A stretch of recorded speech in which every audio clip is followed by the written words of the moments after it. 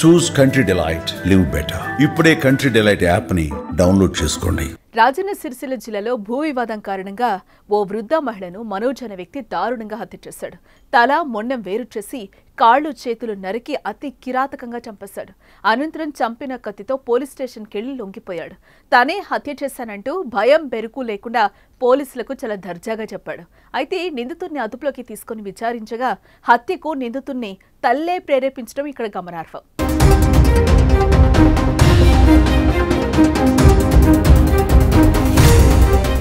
రాజన్న సిరిసిల్ల జిల్లా చందుర్తి మండలానికి చెందిన బొల్లు మల్లవ్వకి నిందితుడు బొల్లు మనోజ్ కుటుంబ సభ్యులకు గత కొంతకాలంగా భూమి విషయంలో గొడవలు జరుగుతూ ఉన్నాయి.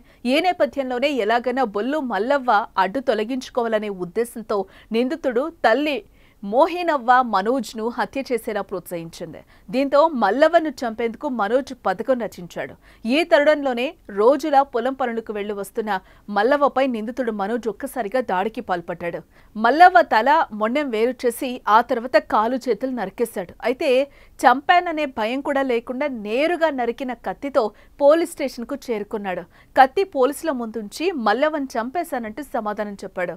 పెద్దమ్మ గుడి దగ్గర నరికి చంపేశానంటూ చెప్పడంతో పోలీసులు కంగుతిన్నారు. అనంతరం నిందితుడిని అదుపులోకి తీసుకున్నారు పోలీసులు.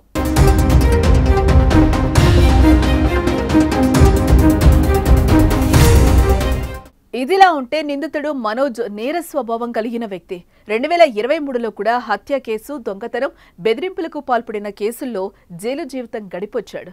అయినా అతనిలో ఎలాంటి భయం లేదు. హత్య చేస్తే శిక్షిస్తారన్న భయమూ లేదు. అందుకే వరుసకు పెద్దమ్మయ్యే మల్లవ్వను అతి కిరాతకంగా నరికి చంపాడు.